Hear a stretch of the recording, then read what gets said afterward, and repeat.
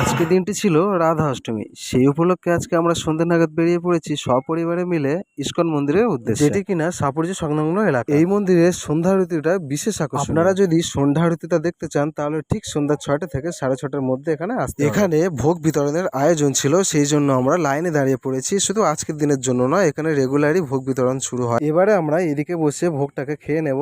আর এদিকে দেখুন কত সুন্দর ঝুলন যাত্রা বানিয়েছে। এটাকে দেখে আমার মেয়ে বলছে, পাপা আমি উঠবো, কিন্তু আমি বলি না, এখানে উঠতে হবে না, এটি শুধু ঠাকুরের জন্য বানানো। এবারে দেখে নিন ভক্তরা কিভাবে কীর্তনের সাথে মগ্ন হয়েছে।